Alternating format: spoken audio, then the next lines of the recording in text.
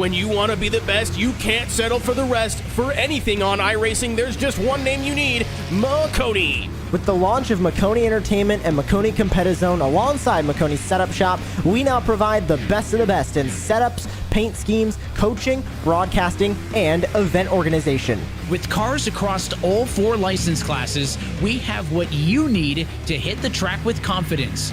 Grab a subscription and save money while going fast at MaconiSetupShop.com/subscriptions. There is a reason that Maconi Setup Shop is partnered with more real-world tracks and companies, including Junior Motorsports, than any other group on the iRacing service. And remember, at Maconi Setup Shop, there are setups, but your victories.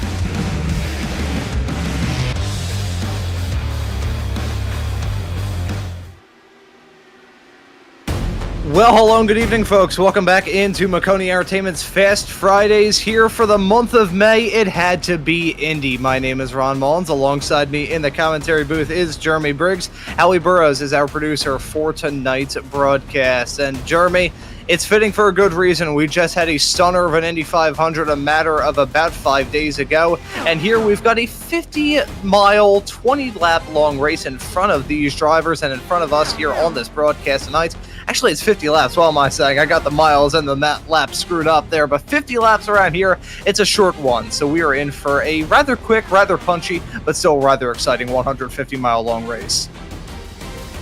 Absolutely, Howie, or excuse me, Ron. Wow, got you guys mixed up there for a second. I'm getting things mixed up. It has been a while, but as you can see, the 2.5 mile of Indianapolis Motor Speedway, like you can see, they're open in 1909. Very historic. We've got some great names in this field tonight. This is going to be one of those races where these drivers are going to be really close. There's going to be a lot happening, especially with the money on the line. That's $150 up on offer for these drivers if they just so happen to grab the checkered flag and a 3.3 foot or 1 meter tall trophy at the end of it all. I got 150 and 125 screwed up. It's 125 miles for this race that we have coming up for you all here this evening. $150 on offer to whoever can take the checkered flag. We got some drivers running in this event here tonight who actually did pretty all right in the Indy 500s this past month of May, so we're looking to see how they may be able to do in this race here this evening. A rather stacked grid of many different racers running here from all across the iRacing gamut. Some very nice looking race cars out there as well, but a rather tough racetrack here. And hearing from our producer Howie Burrows that our pole sitter for this race, Talon Smith, the number 51 car, was actually able to grab 3 Indy 500 wins in one was it one single day that you said, Howie, or one single week? 1 week. That's wow. If it was one day, that would be insane. But 1 week, that is still mightily impressive. So Talon Smith in that very striking race car will be nice. And Howie noting that he was able to win one as well. So I usually just talk about the Indy 500s. There's a very good reason why I'm behind the microphone instead of behind the wheel. But I gotta say, Jeremy, another good reason why I'm happy to be in the broadcast booth. We've got air conditioning, and these drivers do not. It's only 66 degrees Fahrenheit out there for the ambient this warm-up session, but 95% relative humidity as well. These drivers basically existing in a giant bowl of soup. I didn't know we've pretty much got rain, but without the rain at this point, it is going to be very sticky. As you can see there, right there, all these drivers very close on the track. We're going to see a lot of that action here tonight. We'll have to see how these drivers play it out. See some of these drivers that haven't maybe driven these cars before at all. Like we were just mentioning there's a driver in the field that's won 3 Indy 500s in 1 week. We'll see if, a driver like Jeff Maconi, who, I'm not sure if he raced in Indy 500s this week, but, we'll have to keep an eye on him because obviously he's the boss man, but we'll have to see how he handles these Indy cars here tonight. Yeah, I gotta see these drivers who may not have a lot of experience with these cars. In some cases, someone just knocked down the wall coming out of turn number 3 through the north chute. That I believe, I'm not entirely sure who that was, but regardless, we've got full Indy 500 field, 33 starters set to grab the green flag here in the not too far off future. Someone just spun on pit lane. Hopefully that's not a preview of this race that we have coming up. These drivers really having to come to grips with these conditions as well. The track temperatures are cold, the relative humidity is relatively high, and it's just going to be a super slick racetrack for these competitors as well. So keeping our fingers crossed, we'll have a clean show and a good race here at the end of it all here tonight tonight on Maconi Entertainment. We've got a lot of action to look forward to here tonight. Got Friday Night Lights coming up later on this evening. Howie and I will be on that broadcast, and Jeremy, you're going to be on the broadcast for a full-length Indy 500 later on this evening. So a lot of action to look forward to here on Maconi Entertainment tonight, but it's going to be Talon Smith starting this race from the pole. Daniel Solo will start in P2. Starting on the third row, but will be Nicholas Presley and Joshua Fireball Coolbeth. I said killed the last name pronunciation on that one. We have Sean Conklin starting this race in 5th, next to Lars Kenowith in P6. Starting in 7th will be Alexander Ortega, and in P8 it will be Jason Bright. Looking at the cars right behind, we've got Taylor Butcher Benjamin and John Michael Dunnigan. Just outside the top 10 there, you got Jeremy Pienta, and then you got Marcus Hagman right behind him. 13th position, you got the number 1 of Chris Holdsworth. 14th, you got Jake Kohler. 15th spot, you got Rod Romanus Jr., and then 16th, you got Dusty Smith. 17th, you've got Cooper Monty. In the 8th spot, you got 18th, you got Richard Jackson. 19th spot, you got Mason Jones. And then you got the 20th spot there, Austin Pritchard. 21st, Dave Oliveri. 22nd will be Bruce Martin. 23rd, Daniel Bazier. 24th, Daryl Young. 25th, not making a call, Robert McKay. 26th, Robert Wall. 27th, Devin Orr. 28th, Paul Martin. 29th, Leonardo Karlovic. I can't see that, sorry. Let's see, and then 30th, you got Michael Haffendens, I can't pronounce that either. Mike Wamball in there in 31st. Maconi in 32nd. Rounding out our 33rd field. 33rd car field, there's Victor Goham. I'm butchering all these names. I am so sorry, everybody. Oh, don't worry as well, Jeremy. I've been doing the same thing. I will make my German grandfather, who immigrated to this country many, many moons ago and started up a butcher shop here in the city of Philadelphia, proud. So we got a lot of good racing to look forward to here tonight. As I said, right towards the top end of the show, 50 laps of racing action here this evening, an hour 40 time limit, and we do have to think about some incident points who may come into this race. Actually, we do not. There is no incident point limit. We'll have to think about incidents, though. There's only one fast repair, so that's not going to be an issue for these racers here tonight. But upon all that, you got to worry about a fixed setup. You got to worry about that one fast repair. 50 laps around a challenging racetrack. We saw some drivers hitting the wall earlier on, so I have a feeling that we may end up having a tough one for these drivers. There's no question or shadow of a doubt about it. But as they head their way through turn number 2, it's not going to be the traditional Indy start of 3 rows of 11. Instead, we're going to have, how would that work out exactly? It'd be 16 rows plus another car right at the back. So not the best thing if you're an Indy traditionalist, but we still got a fantastic race here. 50 laps in front of these drivers. That pace car has made the turn to come down pit lane. The field down the hands of our pole sitter. The green flag is out and the drivers are on their way. And as Smith leads them down into turn at number 1, got to look to try and hold on to the lead as the drivers go 3 and 4 wide. A little bit farther in the back of the field. Got to see some black flag messages for the drivers who will not take the start of this race as they're side by side and battling tooth and nail, adding their way off through turn number 2 onto the backstretch for the first time. Look at all these cars on this track, 33 of them right now coming down the backstretch, 4 wide. They're 2 rows deep. This is incredible. And that is exactly what I was expecting. Oh, There's a big wreck through turn at number 3. Someone was up in the catch fence and someone's upside down. Lots of cars destroyed in that collision. I think that may have been Alexander Ortega, who we saw have a massive collision and all that. Gotta take a look at this replay. They were already battling hard. You could see some driver mega sideways heading off through turn number 2.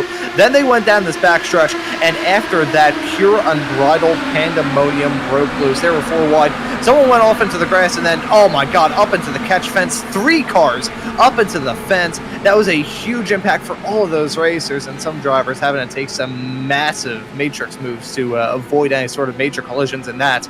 But a big crash here on lap 1 of this 50-lap long race. Of how hard they were racing, Jeremy, I can't necessarily say that I'm surprised. Definitely not surprised, but hopefully the drivers will take some notes here for this next Oh, we got more wrecking here under caution. Oh, what in the world? world? On top of another car. Yeah, they're two mounted on top of each other. That's how go-karts are made. That's Don't back up friction. too far. Oh, don't back. Oh, that could have been Oh, it's so much broke. worse than It it won't was. even drive straight. Yeah, that's Jake Kohler. You can see that car is wrecked beyond repair. That front left wheel is broken off. That nose cone is getting dragged along. Enrique Gilbert, who did have a black flag at the start of this race, I think that may have potentially been cleared, but he's got some huge damage in that race car. I believe it was Bruce Martin, this driver of the number 11 car with a, is that Dan Weldon 2005 Indy 500 win tribute scheme that I see on that race car? My eyes do not deceive me. I'm looking through. Yeah, I think that is a Dan Weldon tribute. Very nice looking car from the driver who won this race 20 years ago, but that was an odd one. Under yellow, we're going to load up a replay to see exactly what happened here. They had their way out of turn number 2. It looked, this was a calm before the storm. Then all sorts of chaos broke loose. You can see that's Kohler running very fast. What in the world was he doing here? Was he trying to get a lap back? Was he just blissfully unaware of everything? Don't tell me just rear-ended him on purpose. Let's see what happens here. No. Oh, what in the... He crashed in front. What in the world happened there? Well, we got to look even farther ahead. Wow. All right. We got more investigating duties to be done here. Yeah, it looks like the cars. Oh, we got a couple cars sideways in front of them, and it just really. We got to figure out how that number 11 became sideways. Or how he's getting a workout. Yeah, you can see him midway through third gear. Then the drivers stack up as they caught up to the pace car. One driver hits. Very easy to lock up the rears in these Indy cars on the ovals. That's all they did. That's exactly what they did. Good call, Ron. Looks like they just locked them up, catching up to that pace car, and spun them out. And that's we're gonna be 1 degree here, single file run. This will be hopefully a kick in the butt. Hopefully these drivers can get some laps on the green. Yeah, and I think this will be a good call from race control to have a single file restart here. Well, we'll have to see. I'm not going to make any sort of major thing. I think they will eventually make it double file, but only time will tell before they do.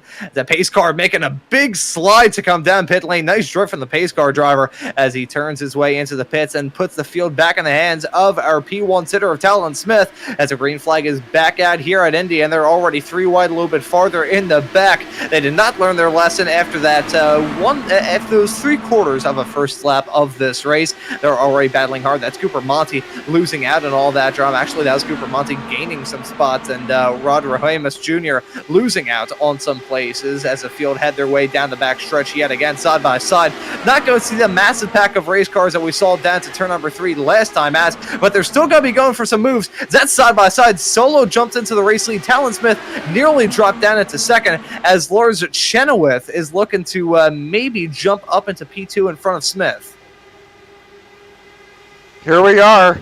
3 wide, almost 4 wide battle for the lead once again. We have a caution on the field. Looks like the 48 is going to be involved. Yeah, that's Gina Rakowski coming out of the final turn. You can see that car is already twisted up. I think the side pod's broken off of it. Had to have been some car contact being made potentially worse time to get the hiccup on the air. My oh my.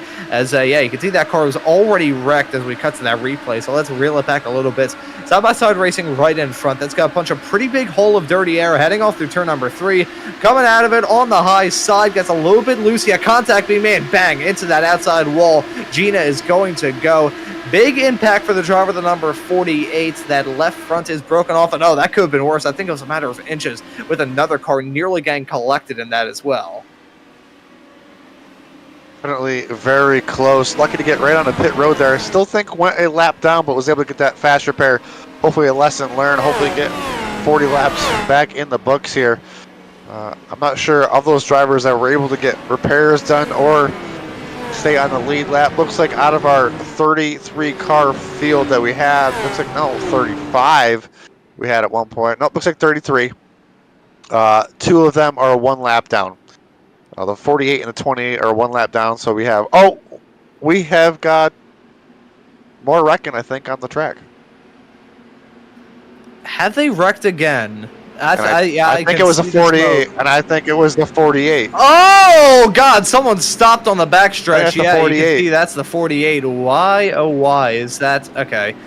Why is the real question that I've got. Maybe Also, just I looked getting up a to my call. screen, and Okay, I saw yeah, a you car can see spinning. already spun. Was that contact or was that just goosing up the throttle and then not really pulling up? I mean, there's only so much you can pull over on the outside line. I think it was a spin on pit exit. Let's see. Clip the grass. Yeah, it's a spin on pit exit from Grass it. Rakowski.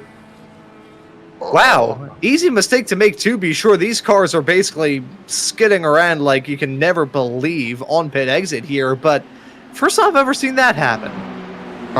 Fast repair to spinning out. Back on pit road. Assuming we should be getting the 1 to go signal, hopefully down the back stretch. We can see right there, Lars Chenoweth right now in second place. See what Lars can do to jump in the lead there and get around Talon Smith once again. As blinking in and out of existence and getting word from our producer about some of the race control chat that's going on. Double file restarts will be permitted to these drivers if they can make 10 laps in this race without a caution. Which I can say, I mean, this is going to sound bad, and to any drivers out there, don't take this the wrong way. This is coming from a former driver myself who competed in karts for about 10 years and has been doing race commentary ever since. Racing drivers sometimes, to get their heads out of their butts when it comes to going for risky moves, sometimes need a carrot dangled and off in front of them to be like, hey, look, if you can keep it clean, I'll give you this nice little piece of candy or something like that.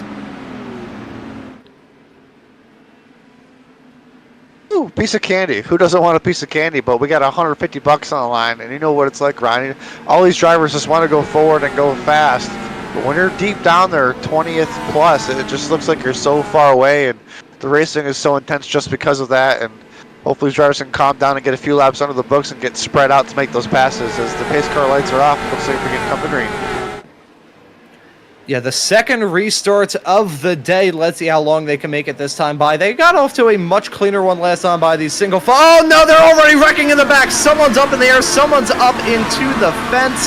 That was a big one, and the yellow is going to come out yet again. That, I believe, you can see green. the 42. That is still green. That's got to be a yellow. There's the yellow. And man, that was... It can happen here at Indy. It happened back in 2022 or 2023, I believe. Yeah, it was 2023, but never want to see that happen right as we're about to get this race restarted. Let's take a look at here, Jeremy. Looks like everybody just really antsy on these restarts, trying to gain so many positions back here in the back, like we were saying. I know there is probably a little bit of a accordion effect towards the back, and we're all coming to the zone, but everybody just needs to try to give some space is my best guess for this right now. Yeah, just take a chill pill and relax. I know I kind of sound like a middle school counselor there, but I feel like that's the phrase that should be allotted to these racers. That you can see three of them coming to blows. And it's easy to say from where we're at, you know what I mean? Oh, I absolutely, completely understand what they're going under, but man. Yeah, red mist, and I will give myself a bit of concession, give these drivers a bit of concession as well. Track conditions are still terrible. We got 69 degrees Fahrenheit for the track temperatures, which... nice number-wise, not nice in terms of handling, and relative humidity is at a nice 90, so I guess with the track temperature notwithstanding, that probably explains why it's extra hot and sticky out there. But nevertheless, these drivers have not been giving themselves any favors at all. We are, at this point, we are already about 10 laps into this race, and haven't really been able to see these drivers get more than about a lap and a quarter under green. Yeah, I think we've gone past the start-finish line under green one time, I think.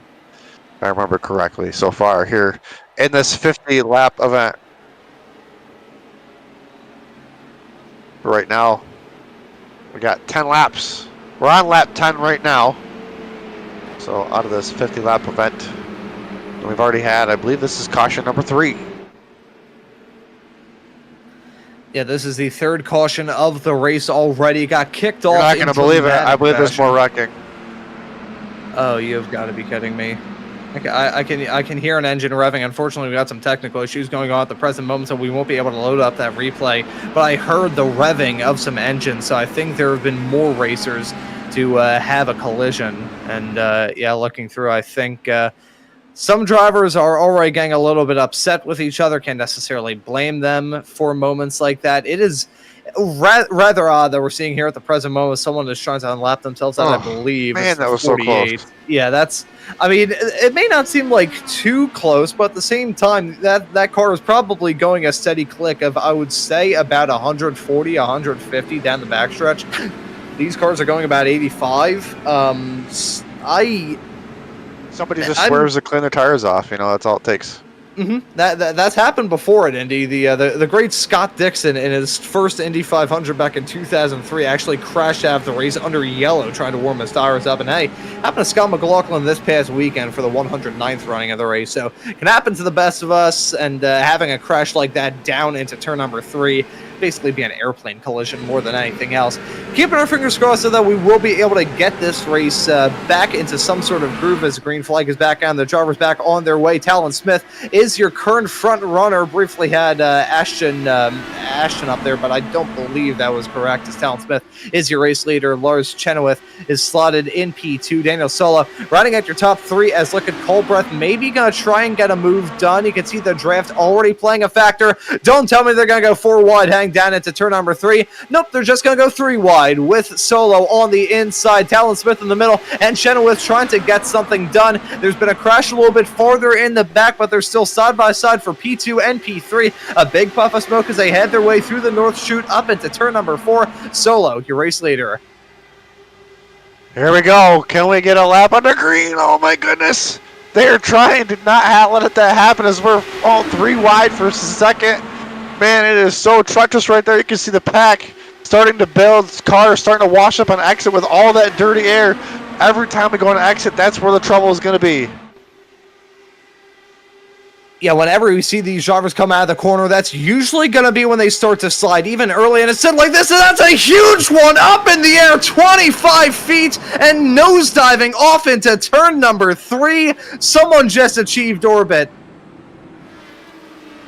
One of the leader cars, I think, was backing up to try to kind of fall in line there, but the cars behind them were not. And as you can see, mayhem once again.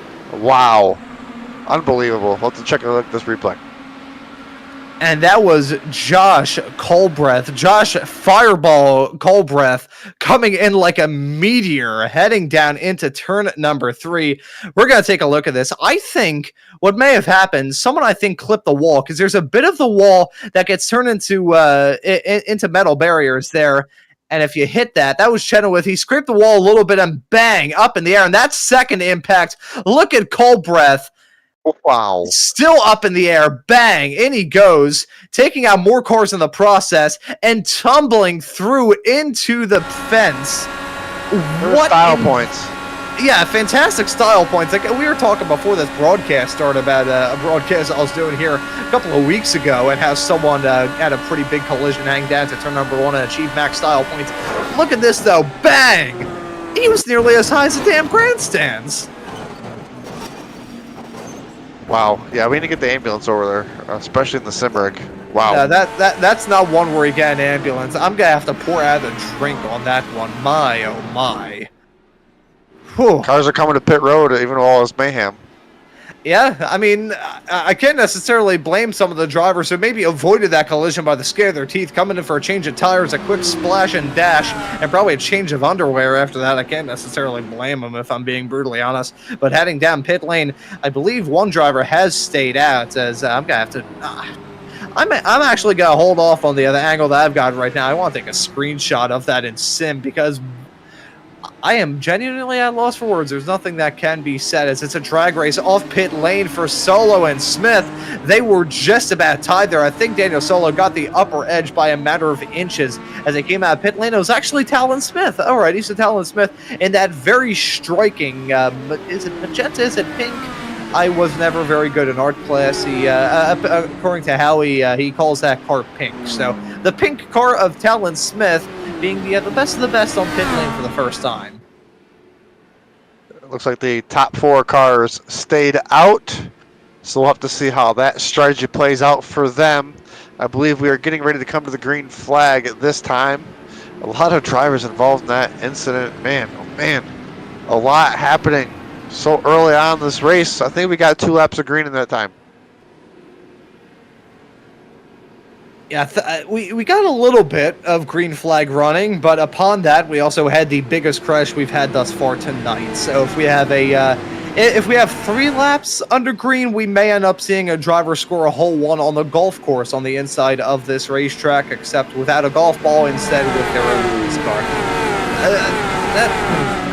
Not really sure if that would be the ideal strategy. Now I'm thinking of a golf ball designed IndyCar, but before we start thinking about that, we've got a restart left to get taken care of here with 15 laps on the board right now. It's still a long time left to go, and it's John Michael Dunnigan at the front of the field. Mason C. Jones picking up a black flag a little bit farther in the back. He's currently slotted in 9th, so that's not going to be a good moment for him at all. Kohler, though, after getting involved in that drama at the beginning of the race, he's slotted in 2nd, and they try and take the lead from Dunnigan as they head their way down the backstretch off into 3 and 4 on the north end of the track. Now 3 wide action. Let's look at Holdsworth trying to make something work around the outside. Oh! I was just going to say, wow, what a save. Who was that? That was Chris Holdsworth there? Holdsworth? Yeah, that was Holdsworth. Holy wow. cow. I was just going to say we got new names and new plays. We'll have to see how it plays out for these drivers and see what it's like for them in this clean air. And as soon as I was getting ready to spit out the words, that one, Chris was going for a ride, and I got to give Chris some style points on that. Miraculous save is all we got to wreck here on the backstretch. They are wrecking big time. That's a huge impact into the inside wall. That, I believe, is Nicholas Presley. It's had a big hit into the inside wall. Wheels are broken. The yellow flag is back out with Jake Kohler in the race lead. May end up seeing those drivers come down pit lane, but there is that wounded car heading down the back stretch. That is Dusty Smith there, so a bad moment for him. Let's take a look at it here, Jeremy. Oh, another one involved. It's definitely cool. Definitely 2 involved. Yes, that was Nicholas Presley that was involved in that one in his ride. I believe he's already towed himself to pit road.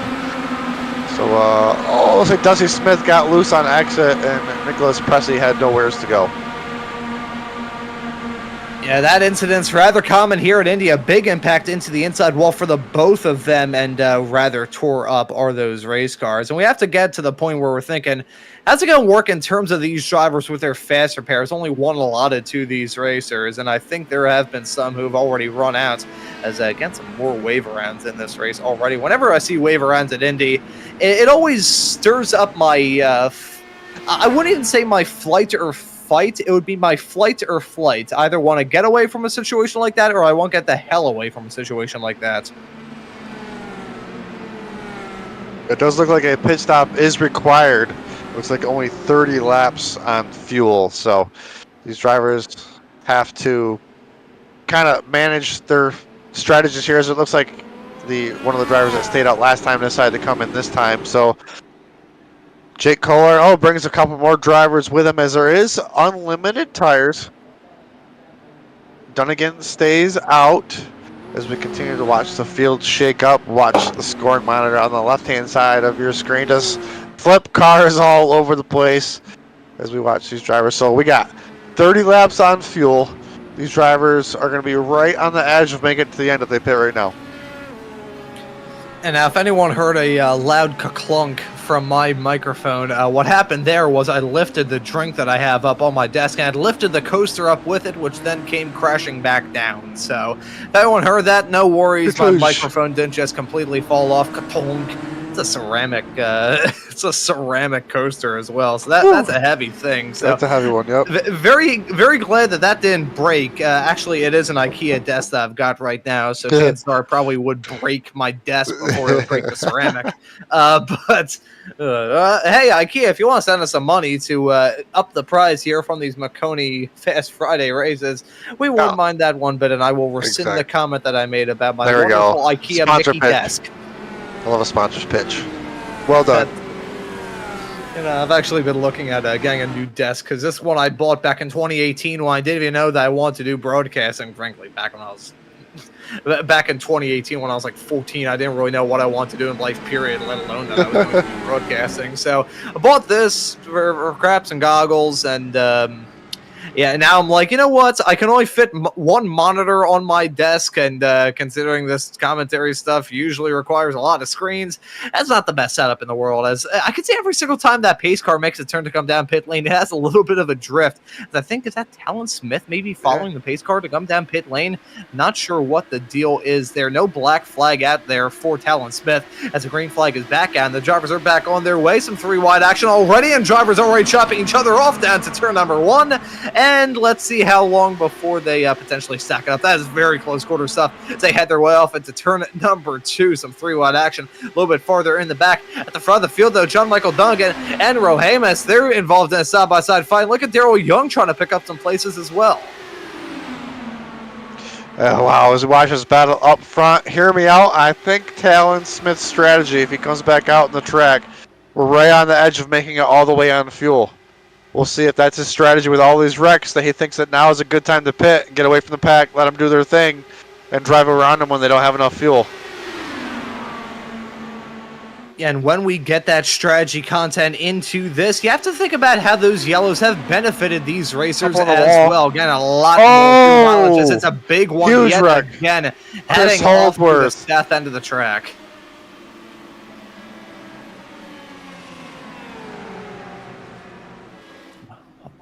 Oh, you can see. Oh, there's Holdsworth. He already was involved in some drama, and that's probably going to take him out and bang. That wasn't a good save this time. Yeah, certainly not. He got away with one heading off to the south end of the track, then got away with one to the north end of the track, and then through the south end of the track. Things going from bad in this race to even worse. Man. Such tight racing. Yep, like we said, those exits. Oh! Wow. Golly. That thing took flight. That was flying, literally. That was a huge hit into the inside wall there. This isn't Microsoft Sim. This is the Sim Fighter. This is iRacing. Yeah, welcome everybody to Microsoft Flight Simulator. So, I mean, I've done a little bit of flight sim myself, but I haven't gotten the same amount of airtime as some of these racers have had here at Indy. That is a second bit of aerial acrobatics, this time on the complete opposite end of that west end of the racetrack. Actually, that's the east end of the track. Man, my cardinal coordination all screwed up here. Pow, you can see a huge impact there. See that driver involved in that collision, trying to figure out who that is. So the race car with significant damage, checking the road course layout on the inside of turn number 2, and going to right on board with this driver as well. This is Mason Jones, according to our producer, and you can see it was drama already, and then it went from hectic to chaotic, and then a collision. Such tight racing, lost dirty air. Oh. Look at all that flight time. Man. Landed on all fours. Granted, 3 of those 4 wheels were probably already broken off before he hit the ground. Yeah. Especially all that flight time. Looks like more cars coming on pit road. We'll see where Talon Smith cycles out after all this. As a Devin Orr picking up an end-of-line penalty. That would usually be a detriment, but I don't think it will be here tonight. Just stay out of harm's way, pick off the drivers as they get involved in their own drama. And hey, if these drivers manage their fuel maps properly, because they do have these in these Indycars here in the sim, they can manage that and also do a little bit of clutch and coasting, either during green flag runs, very brief green flag runs, or under these yellow flag periods. They may be able to stretch all the way through from now to the end of the race. They are within that window, so that would be possible. But you could probably come into, like, I don't know, lap 5 and be able to make it to the end. And here you can see a vast majority of these racers have used their fast repairs. The only ones who haven't were the ones who spent a vast majority of this race up towards the front.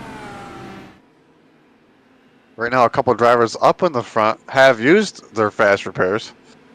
You can see Talon Smith, like we said, he pitted when we came to green last time, now running in 11th after dropping almost a lap down.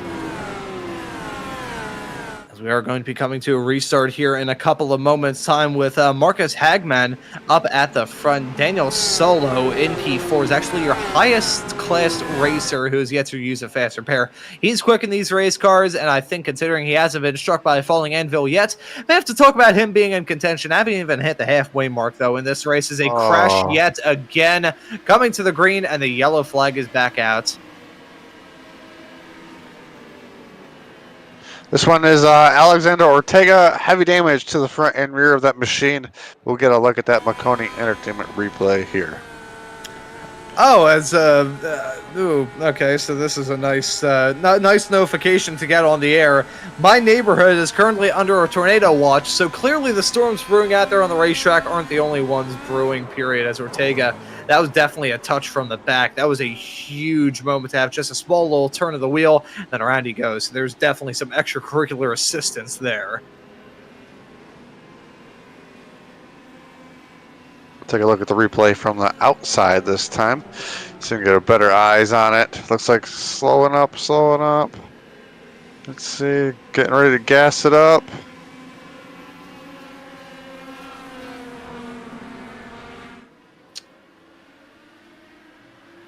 Looks like from that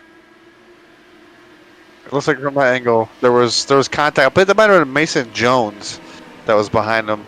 Is a guess from me. I'm actually going to go in and take a look to see exactly who it was that came to blows with Alexander Ortega coming to that green flag just a few laps ago. Bad moment to have. There's no question or shadow of a doubt about it, as I'm even on my iRacing, it's starting to crap out on me. So let's see from Alexander Ortega's perspective in all of this, trying to figure out exactly what the deal is, at least on my end personally. And the car right behind was the number 12 of Josh Fireball, Carlbeth, and it was contact being made. There's someone upside down as we are under pace laps. I don't know what to say. That's Devin Orr, and things going from bad to worse for the number 33 as he's flipping as towed back to pit lane. The yellow flag was out?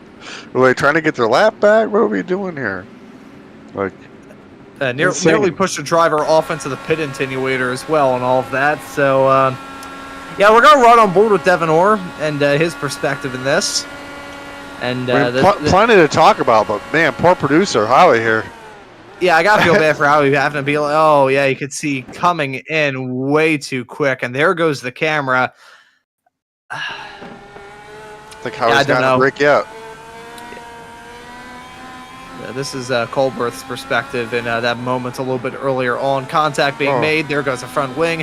And around he goes. And that has brought out this yellow, which has resulted in more drivers flipping. I think we're going to get a restart here in a couple of moments' time. And if they crash on this restart, I may just leave. I mean, so we're at halfway. I think we've got about four or five laps under green. We're doing good. So yeah, we've only got a half an hour left, or yeah, we've got like about an hour left in the session anyway. So I think they should close up here pretty shortly. And but I don't want to go another hour. I can tell you that. Yeah, if you want to tune into some good racing action, we got the Friday Night Lights Xfinity Series tonight at Nashville Super Speedway. That's going to be a pretty good race. And we are coming to green this time by. They're locking up. Don't test me, drivers. Don't test me. Do not. The green flag is back at.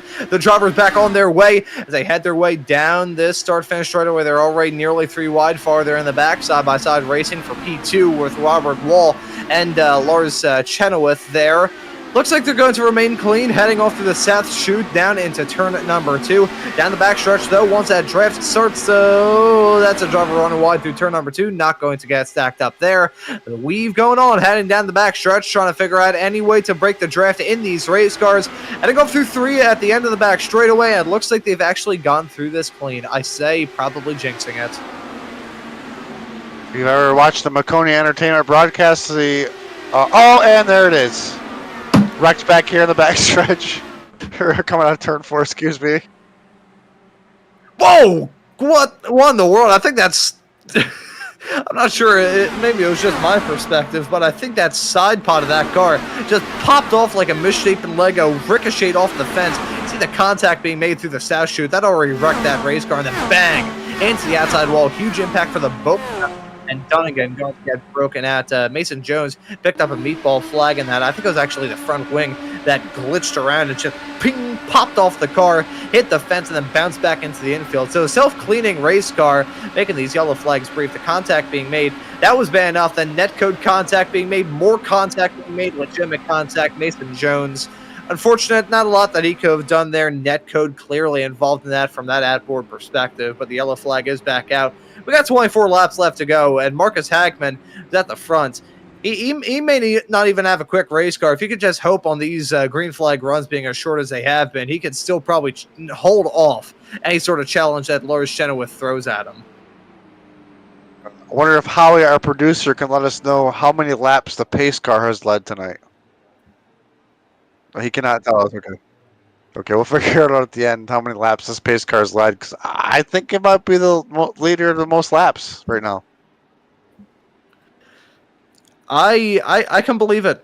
I can honestly believe that, Jeremy. So, well, maybe we'll have to figure out who coded the iRacing pace car here in Sim, whether we go to the recent source code and whoever wrote that, or whoever wrote it into the Sim many moons ago, have to give them the other $150 paycheck and the other 3.3 foot tall or 1 meter tall trophy at the end of this all here, as there's a car coming on lap themselves and going to be merging in within that pace car, so even the pace car is not immune from getting hit.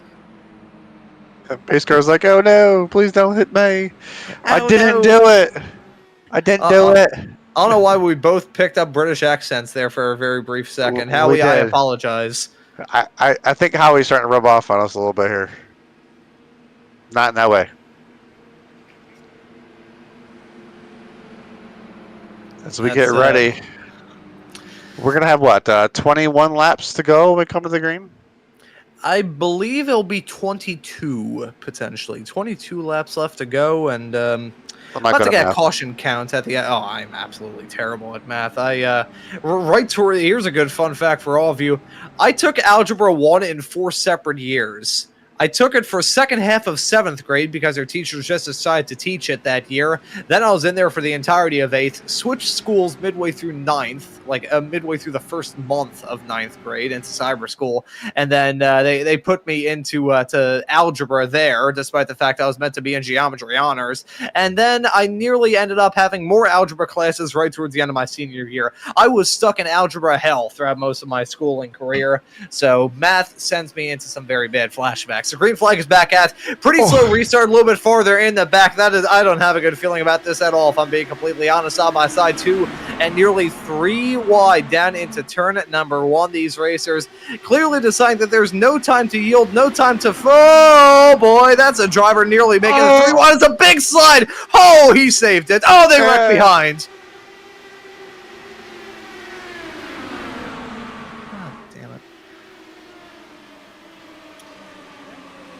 22 laps into this race, and the caution is coming out yet again. We're going to take a first look at this massive slide for Dave Oliveri in the number 41. You can see trying to get something to work on the inside, heading down into turn number 2. Very tight quarter stuff. Way below that white line. That's not going to work out at all. He's held on to it. In real life, he probably would have hit the wall lickety-split, but he kept on to it. And the yellow coming out going to minimize the damage. It was John Michael Dunnigan who was involved in this drama, and I think he got the boot as a result of it. From what I saw, he made it 3 wide heading off to the south chute down into turn number 3. Yeah, you can see him already getting some moves done here, and looks like we'll follow him and his perspective and all this in the number 39 car. Off through turn number 1, still looking clean, and as we a little bit farther up the road, still running smooth, still running strong, and oh yeah, that's... He got ran in from behind from what I saw. They actually know that was John Michael Dunnigan running into the car in front of him. So you can completely disregard that. John Michael Dunnigan running into the back of Jake Kohler and getting himself out of the session. I think he already used his fast repair as well, so probably was out regardless, but unfortunately ruined somebody else's night. As the field will bunch back up behind the pace car, everybody will get a quick time opportunity to come down pit road, and we'll probably get right back to hopefully another green flag lap. You know, with the amount of front-end impacts we've seen into the walls and into other cars thus far in this broadcast, I think the iRacing gods starting to play with me a little bit because I'm getting my left foot, actually no, my right foot, you can tell I'm great with my cardinal directions, my right foot is falling asleep on me here, so as I try and get this squared away so I don't get a sort of pins and needles feeling in my foot, we'll let you know that Robert Wall is your current top runner. Marcus Hagman is slotted as, what, why, okay, so this is legit. Robert E. Wall, what, huh? So Robert Wall is waving around. So Robert Wall may be already, he may be one lap ahead of the rest of the field here. I genuinely, okay, as Robert Wall just got disqualified, he passed the pace car, and that's going to take him out of this race. So it's now Marcus Hagman in the race lead. Man, this is insane. This is one of those Fast Fridays. Go ahead, Howie. Go right ahead, Howie. All right, producer Howie here. My custom messages at the top don't work. They broke something. I just would like to tell the world that this is the worst race I have ever worked on in my life, and we're not done. So have fun, commentators. Let's go. Howie is wishing us luck with apparently the worst race he's ever seen and telling us good luck. There's... Oh, okay, I wasn't sure. Okay, I just want to make sure they heard it. All right. All right, looks like the pace car's getting ready to pull off here, Ron. Not touching any of what's just happened over the past 35 seconds, the entirety of the show. The green flag's back out. The driver's back on their way. We got less than 20 to go, and let's see how Marcus Hagman will be able to manage it. He is your net race leader after the disqualification for Robert E. Wall. Lars Chenoweth slotted in second, and it looks like Solo, who's the only driver really left in this front pack fight, who has yet to use his one and only fast repair. He's got to look to try and get some moves done as well. Chenoweth, he's on the inside. Solo in the middle. Hagman dropping back, and now Talon Smith looking to make something work on the number 51 car as well as they head their way down into the north end of the track through turn number 4 right now, side by side with Solo and Chenoweth, and side by side between Smith and Hagman right behind. As they're back under yellow. It looks like Nicholas Pressey involved in this one. Richard Jackson, Nicholas. We got a big one here. All right, 3 cars right there, 4 cars. Yeah, that's another one. And upside down there. Wow. Okay. Not landing on his wheels. Yeah, didn't land it, so gonna have to deduct some style points there. It goes Daniel Bayer in the number 29 car at this moment. Let's take a look at here, heading off through turn number 2. And looks clean, looks smooth, clean through 2. Heading down the back straightaway, and this is when things are going to go rough. You can see that wheel wiggling a little bit. These cars do not have any sort of power steering, so really rough on the feedback. You see 3 wide, they all scrape up and bang up into the air and tumbling, heading through the north chute. And it just never stopped. Unfortunate incident. Once again, hopefully we can get some laps in here at some point, not under yellow. Like I said, pace car is doing a great job tonight, leading the way. So this Fast Friday has now turned into a pace car Friday. Pace car has been doing great up front. The nondescript sedan. And it should be noted, I'm not sure whether that went out on the air or not, but Chenoweth, Solo, and Smith, very good racers at the front of this field. And they were the ones that were a little bit, they were up towards the front a little bit earlier on. So I think everything is just about evened out with 17 coming to 16 to go this time by when we do get this race back up and rolling here for I can't even remember what restart we're on. I think we're on 6, 5, 7, 98, 77. I don't really know. But either way, when we get this restart here with 16 laps left to go in this 50-lap long race, it's going to be Chenoweth, Solo, and Talon Smith. Now, if these three drivers all crash each other off heading down into turn number 3, then I'm probably going to bash my skull in with my own keyboard. But they're quick racers, so they are very quick in the Indy 500. They have like about 5 Indy 500 wins between them all. So don't think we're going to see something like that. But, you know, there's been something in the air, and it's not just the humidity. It's everybody trying to win on lap 1 again. still. Dropping that coaster, huh? Yeah, I'm not sure if that got caught up. It was just a quick little tick.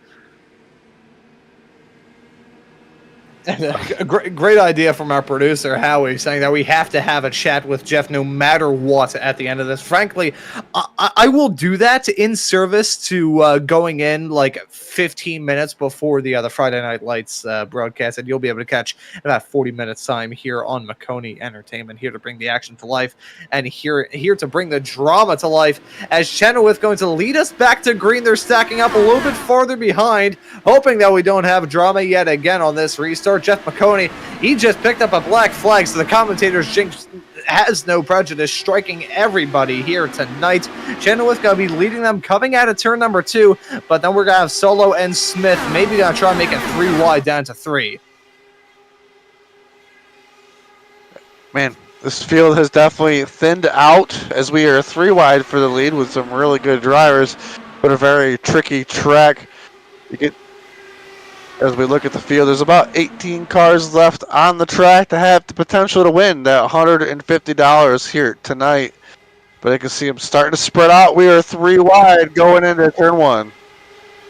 Yeah, 3 wide racing down into turn 1. They briefly, well, they got it started out somewhat. That's a big one right behind. They crash, hit the wall yet again. Multiple cars. That's Monty, and getting T-boned as well into the inside wall. That's Daryl Young having a big impact. I'll load up this replay. The yellow is back out. Another lap under green. We did it. All right, so let's take a look and see what happened here to Dale Young. I believe I saw on my screen happen just below.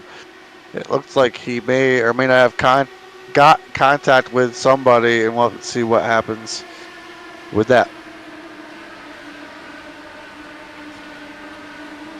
And at this point, he got the rumble strip on the inside. Okay, that's what happened. So a car got to his inside, hit the rumble strip, and then came up with him. It looked like that car that came in late was trying to sneak through it, and unfortunately didn't work out.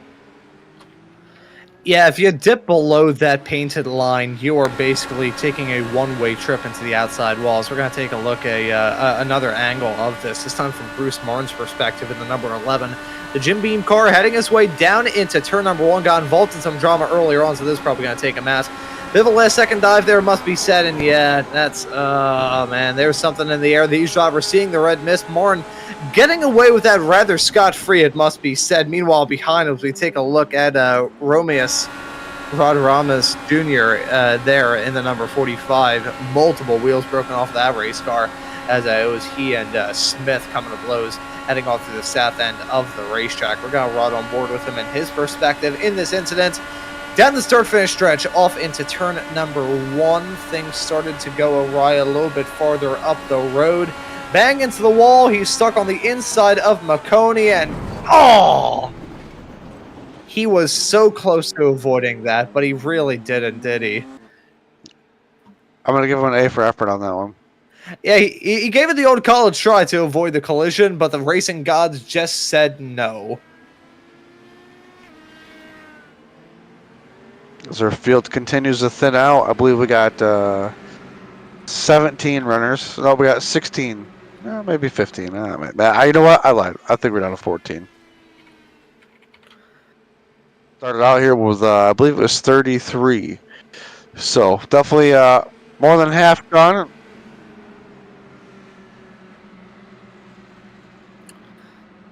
And man, if I will say one thing that I do as a broadcaster personally is I do not have the iRacing in-sim radio chatter in my ears during these. Although for this, I kind of wish I did.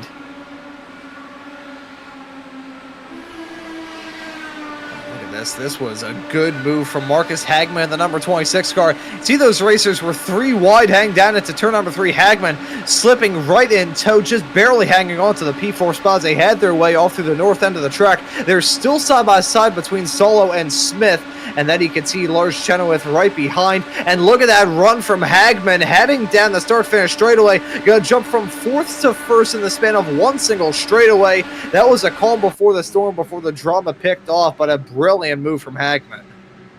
We're about to get this race restarted here in a couple of moments' time as well. The lights are out on the pace car. Gonna be 12 to go as we get up and rolling. The race is really on between Hagman, Solo, Smith, and Chenoweth.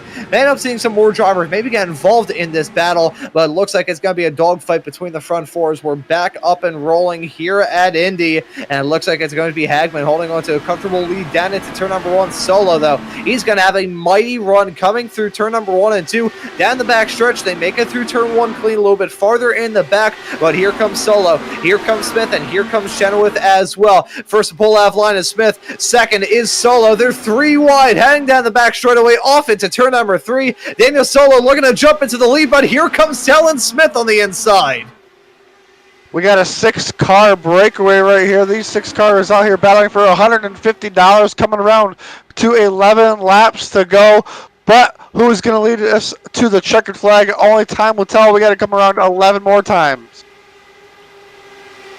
And there's still 2 by 3 heading down a 6-pack of Indycars down into turn number 1 as a big bit of wall contact a little bit farther in the back. That was Jeff Maconi, I believe, hitting the wall and looking to avoid any sort of extracurricular drama as they had their way off through turn number 2. As they're 3 wide, nearly 4 wide right in front of the field. That's Conklin looking to jump into the race lead. He's going to do it in the number 32 car. Talon Smith slotted in second. Lars Chenoweth looking to make something work as well. Down the inside off into turn number 4. That's a gutsy move from the driver of the number 22 car. This is a really fantastic battle that we've got the front of the field as Hagman maybe got tried to look to make some moves up 4 wide, heading down through the yard of bricks into turn number 1. They're 3 wide still through turn number 1.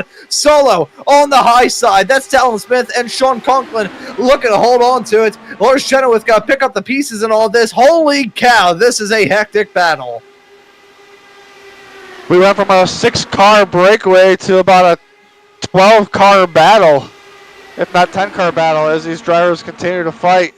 Doing great job side by side, turn after turn. These lower track temperatures, just tremendous amount of grip. Yeah, and as these drivers finally get into some sort of groove now with 9 laps left to go in this race here, yet again 3 wide, heading down into turn number 1. That's Conklin holding onto the inside line. Chenoweth stuck in the middle. That's Talon Smith looking to make something work on the high side in that very striking pink race car. He's still on the outside through turn number 2. He's going to have to lift out of it big time. He's going to be a sitting duck heading down this straightaway. He's going to get chewed up and spat out by his competitors. They are 4 wide, heading down the back straightaway. That right there is Daniel Solo looking to make something work on the high side through turn number 3. Not close enough. Oh, that's a big one heading off right behind. It's Richard Jackson. Should be out of the way. We should stay green. Oh, the yellow came out. Oh. Yeah, I think that one car hit the wall with such ferocity, he completely disappeared from the mortal plane. Hit the wall with such a strong impact, actually popped a black hole, and he disappeared into a different dimension. As let's take a look at this from Jackson's perspective in the 53. This was a huge impact for 2 cars down the backstretch into 3. Jackson holding on to that inside line, contact being made, and bang, that was a huge hit into the outside wall. Tell you what, this green flag racing is so good. Just wish we could get some more of it as we take another angle of this replay of Richard Jackson going down into turn 3. The car behind him trying to file in just got too much gas in it. They both collided the wall. The one driver, maybe he DQ'd from too many incident points or something. I'm not sure. Just kind of disappeared. Yeah, I don't think there is a incident point limit, so I think, was there maybe a disqualification that was handled down right off the bat? I don't think there was. Yeah, I think Colbreth just decided to Alt F4 out of the session. I'm going to take a look through to see if that was the case. Yeah, he's It looked like he just manually disconnected. So quick Alt F4 from him. He was like, you know what? Screw this. Alt F4, bang. Already, that's the rest of my night free. But coming to the end of this race, 8 laps to go, and it will be at the very most 6 when we got this race restarted. Now on 7 to go here in 3, 2, 1. There we go. There's Conklin crossing the yard of bricks here at Indy. An absolutely wonderful place. Jeremy, have you ever been to Indy in real life? I personally have not, but my father has, and he did bring me back a hat from Indianapolis. You know, the small things. But yeah, he was at Indianapolis, and he said it was exactly what he expected to be. He really enjoyed it, and he says that it's definitely something you need to see. And I had the privilege of coming to this track not terribly far long ago. Last time I got the opportunity to be here was back in 2022. Got to eat at a place in Speedway, Indiana, which was absolutely fantastic. Got to see the museum right before they shut it down for repairs. As I will say, we saw Cooper Monty just decide to say, you know what? No, he just pulled over to the side of the road and decide that he had enough of IndyCar action here at the Indianapolis Motor Speedway. I really want to go out here again just to see the brand new reworked museum, because saw it a lot during the coverage of the Indy 500, the practice and everything during the month of May, and that I mean, I'm a racing nerd, so I'm definitely a little bit biased, but the Indianapolis Motor Speedway to me is basically heaven on earth, and Speedway, Indiana, period, just a wonderful place. Wonderful town from my experience, albeit I don't live there, and I think my perspective may be a little bit skewed because I live in Philly. I don't hear about someone getting yeah, I'm not going to finish that sentence. Conklin, though, is going to be leading this field back to Gray. It's going to be 6 laps left to go here tonight, as hoping that we don't have a stack up behind. The green flag is back at the drivers back on their way. Conklin going to pull it up to speed, heading down into turn number 1. Lars Chenoweth slotted in second. Talon Smith in P3. Daniel Solo looking to make something work as well in fourth. They're a little bit spread out at the front of the field, but now that we're coming through turn number 2 onto the back stretch, this will be what gets Dacey. That's Chenoweth. That's Smith. They're 3 wide down the back stretch. Looks like they're going to single file out with Smith jumping into the race lead. Chenoweth remaining in P2 and Conklin dropping back down to 3rd. They're still side by side through the north end of the track. Talon Smith looking to make something work on the high side. Whoa! That's Conklin nearly hitting the wall. That was really close. We're 4 wide at the yard of bricks once again. Coming down into turn 1. Awesome racing by these 4 drivers. Very precise precision at 230 miles an hour. Doing an awesome job down these straightaways. Looks like 2 drivers that are in 5th and 6th there. Starting to reel. Yep, we got Halfison and Hagman starting to roll back into him. Hagman was a driver that was also very aggressive. We're going to have 4 laps to go when we come back to the yard of bricks. Yeah, 4 laps left to go. It'll be a qualifying run and a qualifying run alone. 10 miles left to go when they cross the line in a couple of moments' time. They begin banging and roughing each other up, heading their way through turn number 4. Look at that pack of 5 race cars covered by nothing. Down into 1 and 2. That's Solo on the high side. Talon Smith in the middle, and Conklin looking to jump back into the race lead. They're still 2 by 2, heading their way off into turn number 2. That's Halfledson trying to make something work as well from P5 in this race. They're 3 wide yet again. That's Solo looking to make something work. They're so close to being and banging and roughing each other up. That can work in a stock car and an Indy car, though. That can end in tears in the blink of an eye. Oh, so close making contact as they head their way off through turn number 3, now into 4. With $150 on the line, they've just got 3 laps to do it. Who's going to come out on top? We're almost 5 wide across the stripe. Look at this battle. Oh, no! Oh, up into the wall goes Solo and Halfredson, and that is going to bring the yellow out with 3 laps. Oh, contact! Huge one. That was Paul Morn coming in for the kill, and that's going to take Solo out of contention for sure. He had a quick race car. I believe he's one of only a few drivers left in this race that didn't use one of his faster pairs, but after that moment, he's game, set, match. You can see that 3-wide action. If they... one thing to raise as well from our producer, Howie, that's a history of teammates crashing into each other, and bang, contact being made. Heading off into turn number 1. It's 3-wide action, which can work. The problem is they were so packed in together. It was about 3 cars covered by about probably there's probably a foot and a half to either side of the car in the middle. So if you have something like that, cars packed in together like sardines off into turn number 1, that is simply not going to work at all. We're going to take a look at a slow motion replay of all of this, and should be noted. I'm going to look through. I'm not sure if we do have. I'm going to hold off on that. I'll pass it off to you here, Jeremy. I think we do have green white checkers enabled. Yes, we got 3 of them. We got 3 of them. If we needed more cautions, there we go. If we needed more cautions there. We need more grains of sand on this planet. So we will be going into green-white checkered territory here from this evening's race from Maconi's Fast Fridays. $150 as a paycheck and a 1 meter or 3.3 foot tall trophy at the hands of these drivers. They can just hang on. So who knows? We could see some more drama. May end up exhausting all of those. I think someone, okay, I was hearing in my headset that someone may have crashed yet again, and then I think it was just someone coming down pit lane and revving the crap out of their engine. So iRacing and the audio playing me for a fiddle yet again. I was like, don't tell me someone's practicing donuts down to turn number 1. We've already seen enough. Definitely seen a lot of that pace car up front. Pace car's been doing a good job leading the field on these pace laps. Really focused up there. But I think these drivers are gonna these drivers up front were putting on a really good show right there. And I was excited to see how that one's gonna pan out. Unfortunately, I ended with one car spinning out, but man, coming to the white like they were, that was gonna be really exciting. And you know, thinking of that restart, I think it was about 2 laps after the restart when it was 5 cars pretty much all overlapping each other, heading down to the yard of bricks that time. So, hey, if they can do that in 2 laps on the last restart, let's see what they can do with 2 laps left on this restart. That would be the cap to end this race, having 5 cars covered by just about nothing. My vocal cords probably getting blown out, which would not be ideal because we still have the Friday Night Lights broadcast come up later on this evening here on Maconi Entertainment. Myself and Howie will be doing the broadcast for that, and Jeremy, you'll be on for an Indy 500 broadcast later on this evening here on Maconi Entertainment. So hey, that doesn't give you a good reason to subscribe and hit that notification bell so you never miss out on any of the racing action. I really don't know what would. Really would not if we have some nice racing action to look forward to. We may end up, we'll just have to wait and see how this race is going to go. This is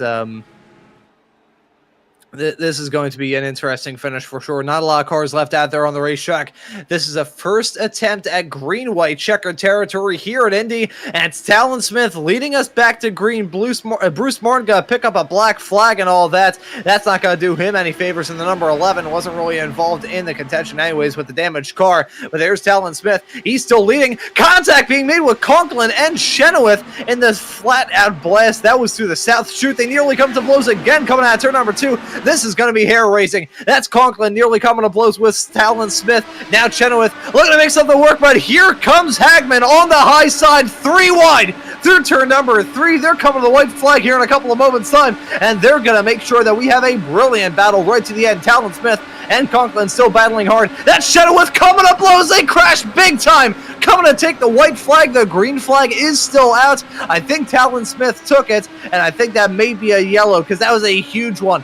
Coming out of the final turn, I think that stacked up just about everybody. The white flag is in the air, and no yellow. We may have to think about Ronimus. We may have to think about the driver of the number 45 car, Talon Smith, trying to break that draft to run the snake, heading down the backstretch off into the north end of the track for the final time. Talon Smith, he's been in contention for this race win from the drop of the green flag all the way through to now, but the fate of him is really out of his hands as here comes Ronimus Jr. on the high side. Rod Ronimus looking to make something work. It's a photo finish coming to the line. I think Ronimus may get it. The driver of the number 45 car, oh so close. I think Talon Smith may have gotten the run right towards the end, but I think it was Rod Ronimus Jr. winning this race in the number 45. I knew this racing was going to be good when it was going to happen. Great, clean racing here to the finish for $150. How could you go wrong with it? Great driving by Rod and Talon. And I thought that Talon Smith nearly got him. You could see as they ran up right to the line, there's a car stopped on the inside line. You can see Talon Smith cutting down there. I don't really think that helped him out, even though you do gain a bit of speed going down off the marginal banking, heading down the straight. I don't think that helped him out at all. I think that may have been a bit of a mistake from Talon Smith. But either way, wow, that was an absolutely insane race from start to finish. It was the Hunger Games in motorsports form, but at the end of it all, Rod Ronimus Jr. is your race winner at the end of this. So we're going to hold off here in a couple of moments. We've got a hard out coming up here soon, so we can go in and do that broadcast. I will say, though, credit where credit is due to Rod Ronimus Jr. He is not burning it down on the yard of bricks. If he decides to do a donut on the yard of bricks, I will leave this broadcast right away out of protest. So I think looking through, I'm not sure if we will have anyone join us here in the commentary booth. However, I will wait here in a couple of moments. But Jeremy, that race had just about everything a race possibly could. Oh, that green flag racing. When their drivers were able to get some green flag laps in, they were definitely put on some great racing. I think this race tonight would have had that potential, just a lot of people not being patient enough for all 50 laps. And I think we had 13 cautions in this 50-lap race. 13 cautions, a lot of drama. And I'm not really sure what to say. We've got the boss man waiting off there in the interview waiting area. We'll touch on the results here. Rod Ronimus Jr. is your winner. Talon Smith in P2. Michael Halfordson is slotted in third. Dave Oliveri finishes in fourth. Jeff Maconi in fifth. Daniel Solo got involved in some drama right towards the end. He finishes this race in sixth. Victor Gomel ends up in P7. Bruce Martin rounds out the cars on the lead lap. Lars Chenoweth and Sean Conklin run at your top 10 after coming to blows coming out of the final turn right towards the end of this race. We're going to scroll through the rest of the results because just about everybody else left in this race did not take the checkered flag, so we're going to just burn through them without even a further mention. Should be noted that Ronimus Jr. won that race by basically nothing. That was an insane finish at the end of it all. As you can see, the rest of the drivers, those are the ones inside the top 30 here, the ones outside of it. And those are your results at the end of this broadcasting. Considering that we have about 19 minutes until Howie and I have to get set up for that show, I'm going to call in an audible and say that we'll let those drivers in the interview waiting area just be alone in their thoughts for a little bit. We won't drag them in, and we're going to wrap things up at that. So that was a race for sure, with cars driving around a track for an extended period of time. And at the end of it all, Rod Ronimus Jr. is going to take home $150. Actually, well, we're hearing from our producer, Howie. We'll drag Jeff in for quick little thoughts. So I will bring him in here, cue him up for an interview. Jeff, we're going to be wrapping here in a couple of moments, so Howie and I have some time to get set up for that Friday Night Lights show. Brief thoughts on this race. It was absolute mayhem. I hope you can get the winner in real quick. I think there might be just enough time for that. But yeah, it was absolutely insane. Shout out Mike Wombold to get everything under control with race control. He had to wield a big stick tonight, but it was a lot of fun and a crazy finish, which is, at least it was clean. I'm glad it wasn't a wreck for the win. I'm very relieved about that. Yeah, I am absolutely happy about that for sure. It was a good finish right towards the end of this race, with the only exception being that stopped car on the infields. They had their way down the start-finish straightaway. That's neither here nor there. But Jeff, always good to have a chat with you, and we'll bring in our race winner here in a couple of moments' time. Sounds good. Appreciate the great work, guys. And Jeremy, I will let you have a chat with our race winner. I hope this is our race winner down there in the interview waiting area. Is this the race winner here, Rod Ronimus Jr.? Yes. What's up, Rod? Man, what a finish. That was great, clean racing coming there to the checkered flag. What was the view from your perspective? Oh, man, it was exciting. Yeah, the last couple laps there, I started like 15th or 16th with like 40 to go. Kind of diced through there and got up to 8th when that caution came out on like 41, 42. And I was like, I had newer tires, but I'm like, man, I don't think I'm going to have a chance once we get up to speed to catch them. And then we had that yellow, and the leader kind of jumped up off the green, and there was so much spacing. I'm like, I don't even have a chance to catch these guys. So I was just kind of cruising around. Then we got that last yellow, and just kind of had an opportunity to cut up through there. And I didn't know if it was going to stick on the outside of 4, but if I passed him into 3 or going into 4 there, then he'd have a chance to draft me back and pass me. So I was like, I'll just make it a drag race, and luckily it worked.